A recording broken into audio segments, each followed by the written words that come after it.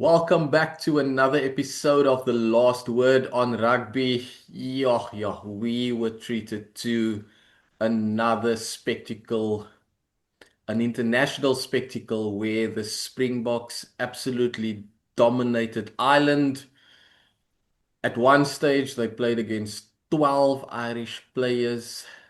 That just shows the dominance the Boks had when it came to the scrums, the physicality, and then just playing in the right areas of the field. Meanwhile, Ireland with no answer for that magnificent scrum. Yes, they scored at the stage where they were very, very depleted, but that did not rattle the box. They held Ireland out with clinical defense and they scored the four tries that mattered and that got them the win. It felt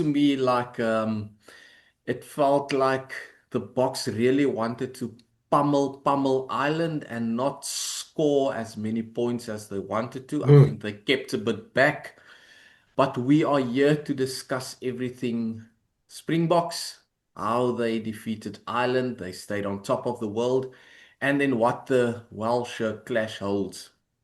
Also, the URC is returning while the Boks are still away on international duty. That's another contentious issue for this weekend. But I'm going to have a last sip of my Irish tears. It's been lovely seeing them melt down. And guys, the fallout is continuing. But let's Yeah, get into this. Mike, as someone who followed that game closely, your thoughts, firstly, on how yeah, the Boks pummeled Ireland. yeah, Before we get into that, if you haven't yet, click that like button, subscribe to our channel at the Clutch ZA as we bring you the latest insights, analysis of the Springboks, and then we are heading back to the URC. Mike John, welcome. yeah, Mike, your yeah. thoughts Hello, on that guys. clash? Yeah, it's so funny. You look back now, the build up in the week. We had all the Springbok players saying, "No, it's not a revenge game. It's just another game. We treat it like any other game, etc., etc." What a load of nonsense, man! That had grudge game written all over it. I mean, they absolutely mugged Ireland. The intention was to physically, I don't want to use too many Russ his expletives words. here. If I can just maybe say Donna, they, they were out there to absolutely impose themselves in every possible clash, collision, scrum, line out, tackle, the way they carried the ball. Everything was about dominating Ireland physically. Look, I think we even must go back to that Durban test, and the Springboks have good memories.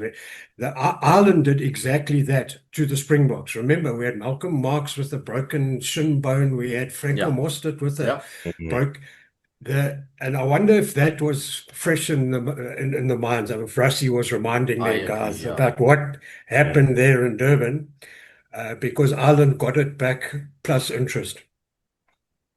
Wow, it was as you said, it was the Skopskiet and Donner performance. Yeah, it was it was powerful, it was clinical. Okay, not clinical because I think they probably left about 20 odd points out there. Mm. They left about 4 or 5 tries out there on the day. But it was just the type of performance that would now stick in the back of Ireland's mind when we get them again. It's going to stick in the minds of the rest of the rugby world that if you can't contain the Springboks' scrum and the Springboks' physicality, then you are not going to be able to live with him. And my takeaway from that game was besides the Springboks' power, but it was also the Irish's negativity. Yeah, They yo, normally get yo. away with these sort of little things at the breakdown at scrum time where they have these little tricks, but there was nowhere to hide. And Mm. I think the referee Matthew Carley, he what was the guy supposed to do when you get these cynical infringements, when you get repeated scrum infringements? You have to penalize them and you have to give them cards. mm, And that is what happened on the day. I think Kalen Doris mm, they should He have been was a down to lucky 11. boy, yeah. He was yeah. very lucky. Even the try they scored, he came in from the side at that one mall, which or was it at the ruck, which Breakdown, yeah. led to the Island's try. So they were actually really lucky on the day because people speak about the Boks and yeah, it's negative rugby, scrum all the time, but the Irish were so Mm, negative. Mm, yeah. They just tried to spoil yeah, because they couldn't handle what the Boks were dishing out. Yeah. yeah. And if I could just add to that, exactly that, John, was that I think Matthew Carley actually did a good job, given how negative Ireland was. And I think there is a thing called infringement fatigue that referees can suffer from. And I mean, at some point, Carley must have thought, we still got to have a game of rugby here. I can't send the entire Yeah. team off. Mm, And I think that there's something like that happened. I thought that the referee actually had an extremely good game. But yeah, I mean, we're obviously going to get into those set scrums, guys. I mean, I think the box had 16 put-ins and there was 8 penalties from yeah. 16 put-ins and two or three yellow cards given straight from the scrum dominance. And that, that Ireland front row was the British and Irish Lions starting front row in Australia. I mean, we Tad Furlong, Dan Sheehan, and Andrew Porter. I mean, their faces were as red as those Lions jerseys. Yeah. And I think one thing that summed up this game for me was when Porter had to come on again at the end of the game, and he looked terrified. His blood was coming out of his ears, and he just thought he had that look of, oh no, not Not again. again. Yeah, and I mean, you're talking about those scrums. Boan Mm, Venter, not even into double figures yet for the box. I mean, Tad Furlong, Ireland's best, and he absolutely gets pummeled from scrum number one almost. It just says a lot of what the box have at the moment in the scrum. I mean, you've got Ox out, Gerrard's playing off the bench. Tux Mkunu recovered from an injury and he joined, so he hasn't scrummed at an international level again yet. You have Thomas de Toey who packed down on the other Wow. side, but he's also a loose head. So I think any 4 or 5 of those loose heads coming from South Africa would have given Furlong his days in the scrum. And then Porter on the other side, mm, yes, like I mean, you get Volko Low coming on just before halftime. Rassie standing in the tunnel, barking his orders and licking his lips at the next scrum. And lo and behold, what a scrum! And the box wow. just absolutely pulverized him. But also, we're talking about that front row, but having that John, that experience behind those props, someone like Boan Venter, it just also gives him that confidence to scrum like he can.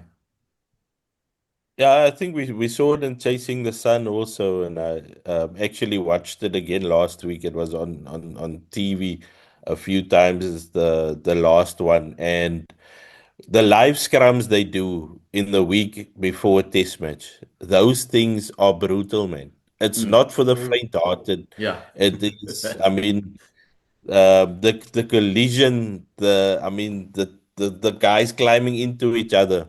So what they normally say is what we face in the week is going to be nothing to what we're going to be facing on the mm, weekend. And they were so well prepared. I mean, a guy like Boan also, he's been a bit unlucky this season because he's had to go off a few times because of red card Oh, situations yeah. and where they had mm, to shuffle around the pack a bit. And he was just unbelievable on Saturday and just showing that I'm not just here to make up a numbers or to stand in for Ox. mm, I'm actually going to perform. But for me, this year, and I think probably up there with one of the best players in the world at the moment, probably the best tight end in the world. He Mm. was included in the World The Rugby's dream team of team, the yeah. year, Thomas de Toey. For Yeah. me, he's Mm. also a candidate for South African Rugby Player of the Year. He has Mm. been immense this year. A lot of Mm-hmm. Mm. people talk about Wilco Louw's impact coming off the bench and Wilco's power. But Thomas the Toy, he lays that platform up front. Mm. But on Saturday, he didn't only lay the platform, he absolutely destroyed Porter. Yeah. I don't think Porter Porter will want to just have a bit of a break from scrumming now after that exhibition. It was Yeah. pure brutality, power, Yeah. and it was basically all eight. They had this thing, we're gonna attack every scrum with all eight, and that is what happened. Yeah, and Yeah, and so sorry, Mike. I just you go. want to add onto that that Thomas the Toy piece. Remember, he had to shift. I don't know which game it was, but he had to shift to Lucid earlier this season.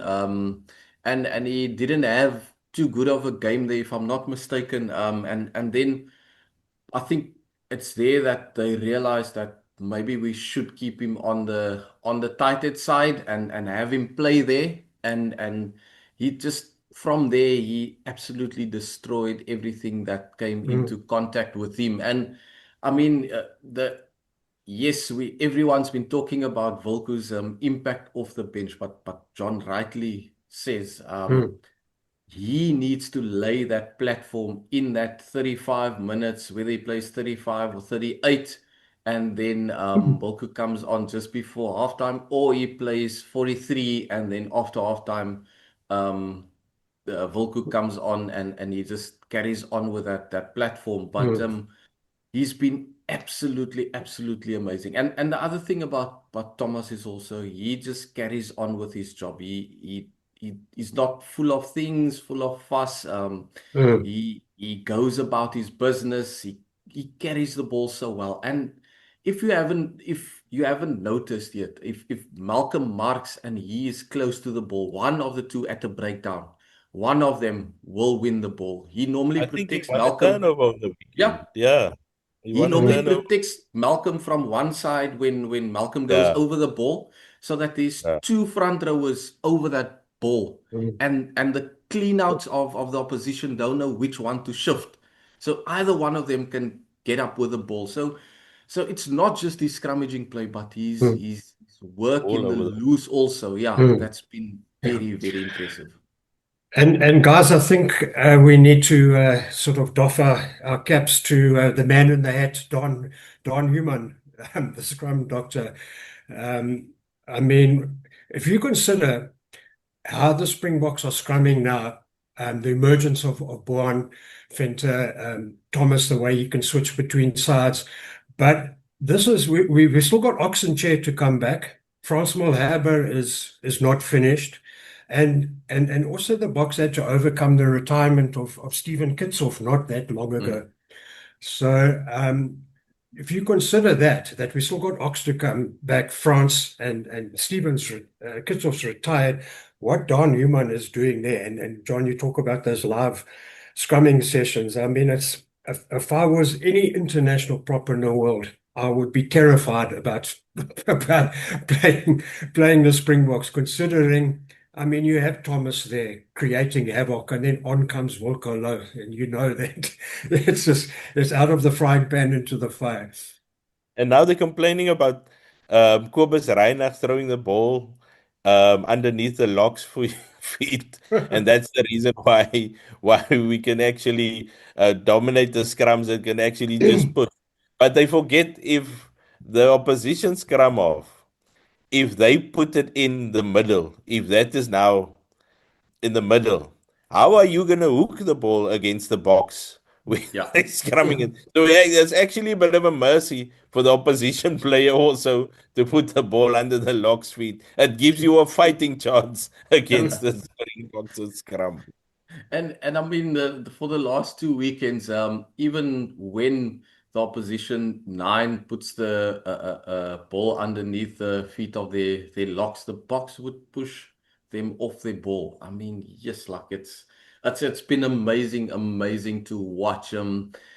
Something that's going to be amazing again is another Bok test, guys. I don't know. I don't have Bok fatigue. I don't know about you guys, but I certainly do not. I want to see But yeah, in another fatigue. year-end fatigue. Yes, definitely, but not Bok fatigue. I want to see another team put together without them really training together like a normal Bok squad team would. It's going to be in Afrikaans the word is saamgeflans, like this thrown together. A Mm, team like that, and they're going to face Wales this weekend. Are we sitting here trying to figure out who's going to play who because of the mm, guys that's left? I think it's about 13 or 15 mm, players that are out of the mix for Wales as well. But what do you guys expect to see mm. this weekend from the Boks and Rassie Erasmus? And do you feel this test is necessary, Mike? No, no, not at all. I think what's happened now is we've seen quite a lot of the Springbok guys actually going back to their unions when Rassie had said at the beginning of the tour expected to have them all. But the Japanese guys have said, look, not all the Japanese guys have gone back to Japan, but some of the clubs have said, look, please can we have some of our guys? And Rassie's relented. And then you look at the Wales team, they've got 9 or 10 guys going to their URC clubs. I mean, what does that leave Wales with? Because the Yeah, Springboks can still put together. If you look at the 25 who are in Cardiff, they are still fantastic players there. yeah, I think at the beginning, Rassie, or maybe months ago when he was planning this, he wanted that extra test before the 2 extra tests, Japan before the tour proper started, and then this Wales game, maybe just to give all these fringe guys runs. Um, and now I think having got this test, which everyone is now saying, jeepers, do we really need it? He must now give all his fringe guys a run. He must give the mm, Asanatis, he must give the Morne van den Bergs, everyone who has had minimal game time on tour yeah, must get a run here. And he must maybe try different combinations. For instance, okay, look, Sasha Feinberg has to start because there's no other fly half yeah. there. But instead of giving Corbus a run with him, Mornay must start, for instance. So he must try different things here. Otherwise, why have the test? Yeah, I agree there. Yeah, I agree with Mike. This is a bit, you also have to look at player welfare as well.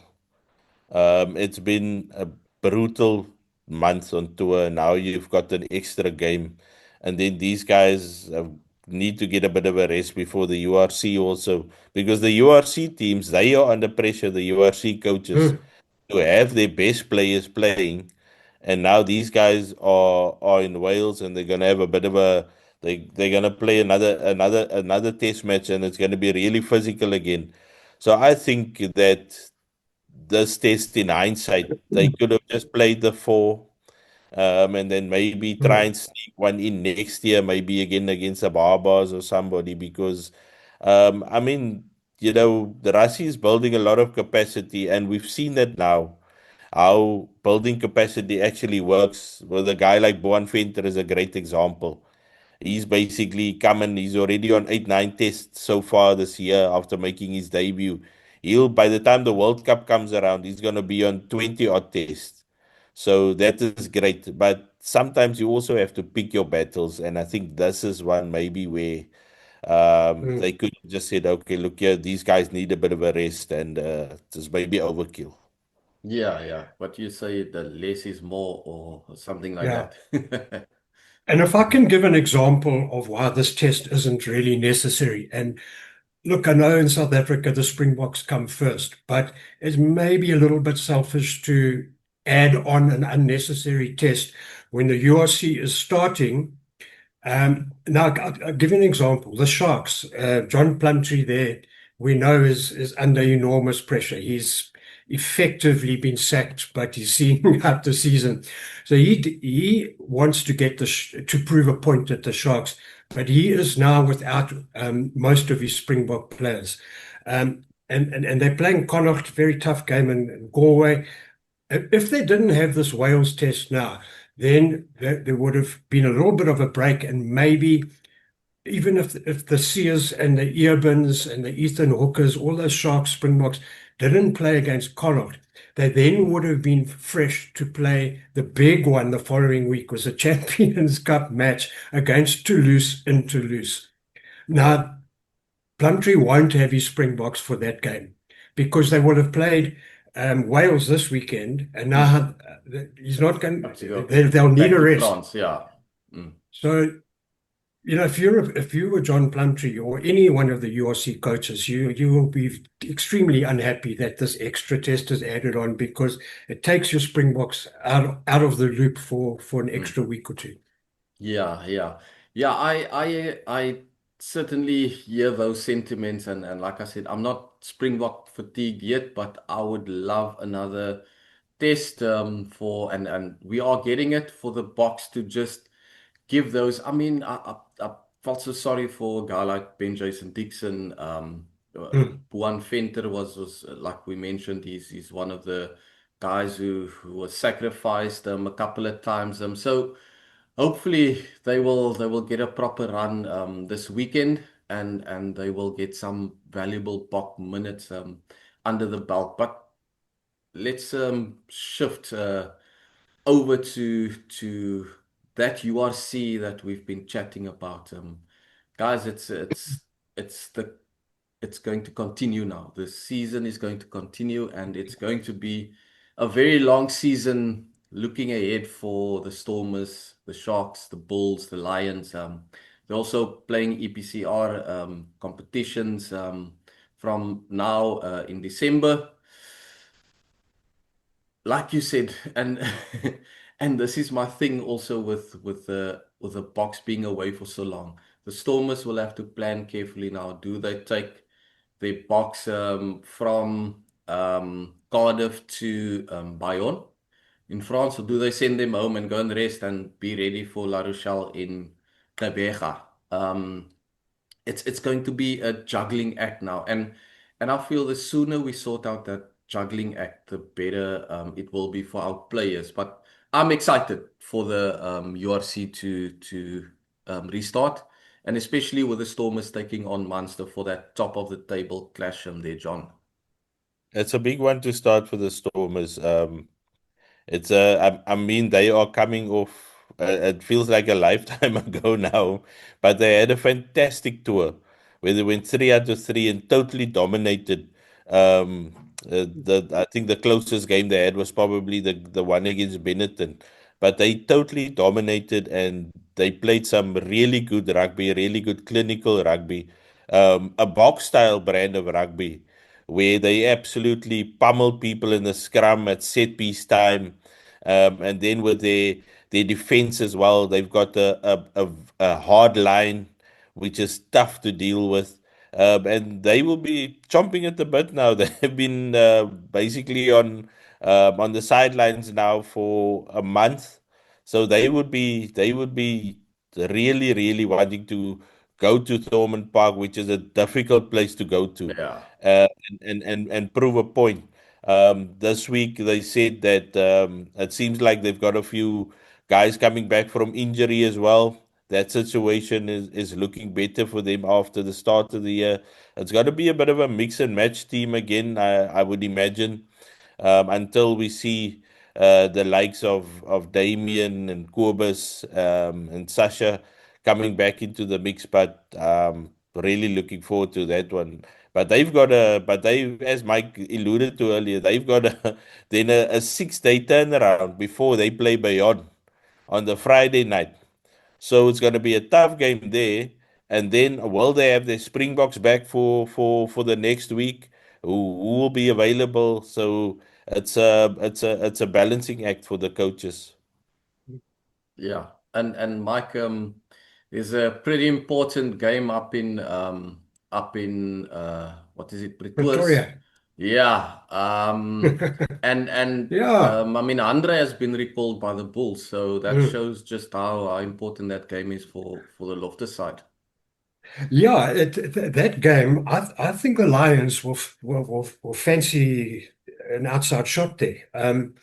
If you yes, Andre has gone back, but the Bulls have been very generous to the Springboks in terms of the tight forwards that they have allowed to play in Cardiff. I mean, there's some heavyweights there. Gerard Steenekamp, Volker Lou, Ron Nokia, Johan Grobelaar.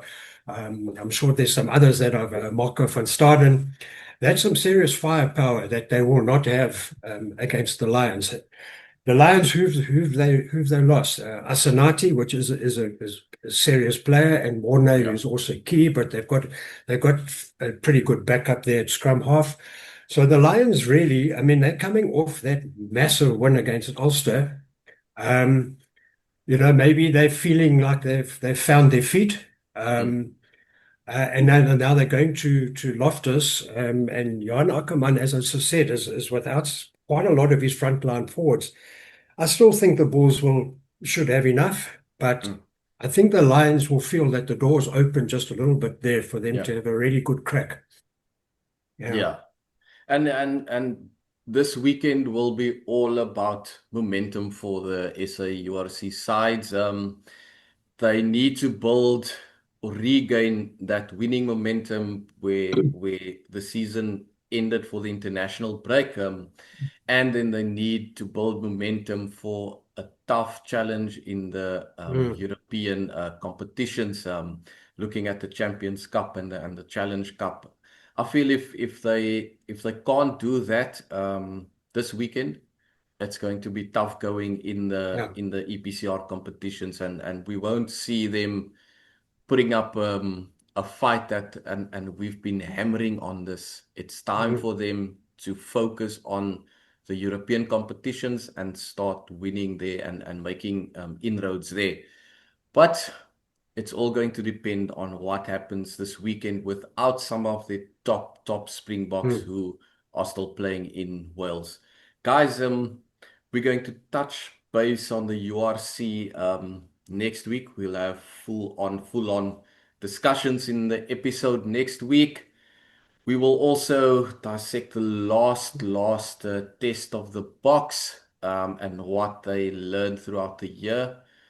If I'm not mistaken, they can make it what 13 out of 15 wins for the year. So that is not a bad stat for the South Africans. But for now, that's it. You've been tuned into another episode of The Last Word on Rugby. If you haven't yet, click that like button, subscribe to our channel as we look to bring you some more box stuff next week and then the URC and what lies ahead for the South African franchises as they continue their march in the European club rugby competitions. Mike, John, thanks again. It was lovely. And hopefully the Boks come back with a resounding win, no year-end fatigue, and then we can see this year out on the podcast with another cracking episode thanks to the Springboks. Cheers, guys. mm. Thank you. Yes, Cheers, cheers.